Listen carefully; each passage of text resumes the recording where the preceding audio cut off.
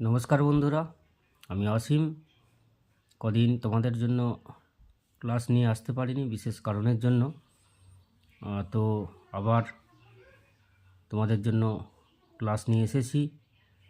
চতুর্থ শ্রেণীর লেসন 10 শুরু করছি। শান্তিনিকেতন। অন ইয়োর মার্ক, তৈরি হও। দেখো নিচে দেওয়া আছে, given below are the names of a few festivals celebrated in India. আমাদের ভারতবর্ষে কতকগুলো অনুষ্ঠান পালন করা হয়। Study the names and fill in the chart appropriately. নিচে যে চার্টটা দেওয়া আছে, এই অনুষ্ঠানের নামগুলো দেওয়া আছে, এগুলো পড়ে নিচের চার্টে উপযুক্ত জায়গায় বসাতে হবে। ফেস্টিভ্যালস কী কী আছে আমরা দেখে নিই। পৌষ মেলা, বিহু, ওনাম, বসন্ত উৎসব। এবার এইগুলো চার্টে বসাতে হবে। দেখো প্রথমেই দেয়া আছে সেলিব্রেটেড ইন ওয়েস্ট বেঙ্গল। পশ্চিমবঙ্গে পালন করা হয় কি কি? পৌষ মেলা, বসন্ত উৎসব। সেলিব্রেটেড আউটসাইড ওয়েস্ট বেঙ্গল, পশ্চিমবঙ্গের বাইরে পালন করা হয় বিহু, ওনাম। এরপরে নিচের দেখো একটা প্রশ্ন দিয়েছে, এটার উত্তর করে নিচ্ছি। You have mention 2 festivals celebrated in West Bengal. তোমরা দুটো উৎসব পালন করেছো পশ্চিমবঙ্গে।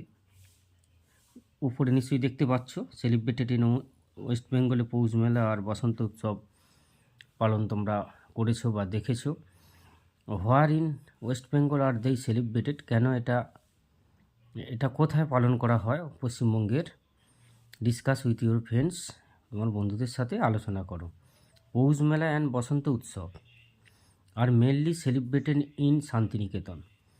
পৌষ মেলা এবং বসন্ত উৎসব মূলত শান্তিনিকেতনে পালন করা হয়। Basanta Utsav is also celebrated in other parts of West Bengal. Basanta Utsav পশ্চিমবঙ্গের আরও বিভিন্ন জায়গায় পালিত হয়। ইন কলকাতা মেনি কলেজেস, কলকাতার বিভিন্ন কলেজ অ্যান্ড ইউনিভার্সিটিজ, বিশ্ববিদ্যালয় সেলিব্রেটেড বসন্ত উৎসব। এই বসন্ত উৎসব পালন করা হয়ে থাকে। এছাড়াও আমাদের বিভিন্ন গ্রামে গঞ্জে আমরা বসন্ত উৎসবের যে মেলা, একটা সমাবেশ আমরা দেখে থাকি। চলো এরপরে লেটস রিড, চলো পড়ি। এখানে দেখো, it is an afternoon in February. এটা ছিল ফেব্রুয়ারির বিকাল। এ মাইল্ড উইন্ড ইজ ব্লোয়িং। একটা মৃদু বাতাস প্রবাহিত হচ্ছে। The Sunlight is soft. The Sunlight is soft মানে সূর্যের আলো পড়েছে, নরম সূর্যের আলো পড়েছে। সফট মানে নরম। Several houses stand on a large plot. অনেক বাড়ি দাঁড়িয়ে আছে একটা বড় জমির ওপর। The houses are fixed to their spot. বাড়িগুলো একটা নির্দিষ্ট জায়গায় আছে, তাদের নির্দিষ্ট জায়গায় আছে বাড়িগুলো। বাট দেই can talk to one another, কিন্তু তারা একে অন্যের সাথে কথা বলছে। লাইক হিউম্যান বিইংস, মানুষেরই মতো। The wind carries their words, বাতাস তাদের ভাষাগুলো প্রবাহিত করছে। শান্তিনিকেতন শেষ, শান্তিনিকেতন বলে, todays I am reminded of old days, আজকে আমার পুরাতন দিনের কথা মনে পড়ছে। You are the oldest house among us, তুমি হচ্ছে সবথেকে পুরাতন বাড়ি আমাদের মধ্যে। পুনশ্চ শেষ, পুনশ্চ বলল। This place is named after you, এই জায়গাটা তোমার নামেই তৈরি হয়েছে। Punashcha stands by a copse of sal trees, Punashcha দাঁড়িয়েছিল শাল গাছের, অনেকগুলি শাল গাছ আছে, অনেকগুলি শাল মানে কপস মানে হচ্ছে শাল গাছের সারি আর কি, শাল গাছের পাশেই দাঁড়িয়েছিল। এরপরে শান্তিনিকেতন স্মাইল, শান্তিনিকেতন হাসলো। দেয়ার ওয়াজ নাথিং হেয়ার ওয়ান, সেখানে তো কিছুই ছিল না, জাস্ট এমটি ল্যান্ড, ফাঁকা জায়গা ছিল। দেয়ার ওয়ার টু ছাতিম ট্রিস, এখানে দুখানা ছাতিম গাছ ছিল, and a few palm trees, কতগুলো তালের গাছ ছিল। এসো ওয়ার্ড্রপে মাইল্ড, মাইল্ড জেন্টলি মানে মৃদু, যেটাকে বলা হয় মৃদু বন্ধ বাতাস। Plot A part of land, একটা জমির অংশ বিশেষ। কপস নাম্বার অফ ট্রিস, এক গাদা গাছ যেটাকে বলা হয়। এরপরে চলো পার্ট 2 এ রিডিংটা পড়ে নিই। Dehali is a house which is now a children school. Dehali একটা বাড়ি যেটা এখন শিশুদের বিদ্যালয় নামে পরিচিত। দেহলি সেজ, দেহলি বলল, you are the first house build here, তোমার নামেই এখানেই প্রথম বাড়ি তৈরি হয়। ডিড ইউ ফিল লনলি, তোমার কি একা লাগতো? নট রিয়েলি, মোটেই না। শান্তিনিকেতন সেজ, শান্তিনিকেতন বলল, আই কেম আপ ইন 1863, আমি এখানে এসেছিলাম 1863 সালে। On such a day as this Debendranath Tagore came here, সেই সময়েতে এখানে দেবেন্দ্রনাথ ঠাকুর এসেছিলেন। হি বট দিস ল্যান্ড, আর তিনি এখানে জায়গা কিনেছিলেন। অ্যান্ড হ্যাড মি বিল্ট, আমাকে তৈরি করেন। I was built 28 years later, আমাকে তৈরি করা হয়েছিল 28 বছর পরে, 28 বছর সময় লেগেছিল। প্রেয়ার হাউস সেজ, উপাসনা গৃহ, উপাসনা গৃহ মানে যে প্রেয়ার মিটিং হল মানে যেটাকে বলা হয় এখানে উপাসনা করা হয় সেটাকে বলা হয় প্রেয়ার হাউস। প্রেয়ার হাউস শেষ, উপাসনা গৃহ এটা বলল। Prayer house is made of coloured glass, এই উপাসনা গৃহ তৈরি হয় বিভিন্ন ধরনের রং বেরঙের গ্লাস দ্বারা। আই রিমেম্বার দোজ ডেজ, আমার তখনকার দিনের কথা মনে পড়ে। There were no electricity or motor cars then, এখানে ছিল না কোনো বিদ্যুৎ এবং মোটর চালিত কোনো গাড়ি তখন দেখা যেত না। এরপরে দেখো অমরাকুঞ্জ, অমরাকুঞ্জ সেজ, অমরাকুঞ্জ বলে, I would like to join this conversation, আমি এই কথোপকথনে যোগদান করতে পছন্দ করি। I am not a house, আমি বাড়ি নয়। I am a mango orchard, আমি একটা আমের বাগান। But I have seen the old times too, আমাকে পুরাতন দিনেও দেখা যেত। Rabindranath sat among my trees and wrote poems, Rabindranath Tagore এখানে এই গাছেদের মধ্যে থাকতো এবং তার কবিতা লিখত। শ্যামলী অ্যান আর্দেন হাউস, শ্যামলী হচ্ছে একটা মাটির বাড়ি। সেজ বলে, has anything changed since those days, কোনো কিছুই পরিবর্তন হয়নি, তখনকার দিনে যা ছিল সেরকমভাবে কোনো পরিবর্তন হয়নি। Anything change. There are beautiful curved figures on my walls, এখানে সুন্দর সুন্দর নকশা করা আছে দেয়ালের উপরে। মাই ওয়ালস, আমার দেয়ালের উপরে। They are as fresh today as they were yesterday, সেগুলো তরতাজা, আজকে তরতাজা ঠিক যেমন আগে ছিল।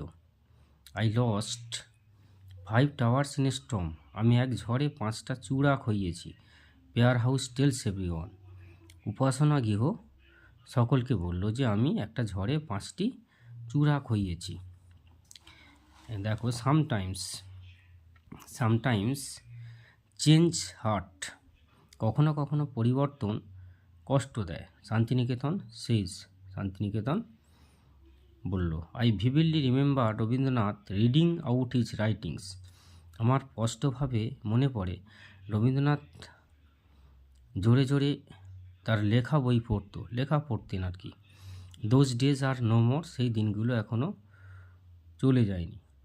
লনলি ফ্রেন্ডলেস মানে যা বন্ধুহীন আর কি, একা একই, সেটাকে বলা হয় লনলি। কনভারসেশন ডায়ালগ টক, কথোপকথন। Orchard a number of fruit trees growing together, যখন একসঙ্গে অনেক গাছ বেড়ে ওঠে সেটাকে বলা হয় orchard, earthen made of clay, made of clay মানে মাটির তৈরি কোনো কিছুকে বলা হয় আর্দেন। কার্ভড, এনগ্রেভড খোদাই করা থাকে আর কি। ফ্রেশ নিউ তরতাজা যেটা। স্টর্ম ভায়োলেন্ট উইন্ড, ঝড়, ঝড়কে বলা হয় স্টর্ম। চলো শুরু করা যাক। দেখো পরের পাঠে, নাথিং হ্যাজ চেঞ্জড, কোনো কিছুই বদলায়নি। আম্রকুঞ্জ সেজ, আম্রকুঞ্জ বলে। দেয়ার সি দ্য স্টুডেন্টস, ওখানে ছাত্রছাত্রীদের দেখো। They are sitting in open air, ওরা খোলা স্থানে বসে আছে। The earth is their classroom, পৃথিবী ওদের শ্রেণীকক্ষ। The sky is their roof, আকাশ ওদের ছাদ। It was the same when Rabindranath was among us, Rabindranath যখন আমাদের মধ্যে ছিলেন তখনও এইরকম ছিল। The bell rings at, Singhasadan the gateway, প্রবেশদ্বার সিংহাসদনে ঘণ্টা বাজে। শেষ শ্যামলী, শ্যামলী বলল। It will ring the future generation, ভবিষ্যৎ প্রজন্মের জন্য এটি বাজবে। A rehearsal for a drama take place tonight, আজ রাতে একটা নাটকের জন্য মহড়া হবে। সেইজ পুনশ্চ, পুনশ্চ বলে। দে আর ইউজিং মাই কোর্টইয়ার্ড, ওরা আমার উঠোনটা ব্যবহার করছে। There is a song and poetry reading evening with me, আমার এখানে একটা গান আর কবিতা পাঠের সন্ধে আছে। শেষ আম্রকুঞ্জ, আম্রকুঞ্জ বলে। There is a song and poetry reading evening with me, শেষ আম্রকুঞ্জ। আম্রকুঞ্জ কী বলে, এখানে একটা গান আর একটা কি কবিতা পাঠের আয়োজন করা হয়েছে সন্ধ্যার সময়। Santiniketan is a great centre of education, শেষ দেহলি, শান্তিনিকেতন এক মহান শিক্ষা কেন্দ্র, দেহলি বলল। এরপরে দেখো,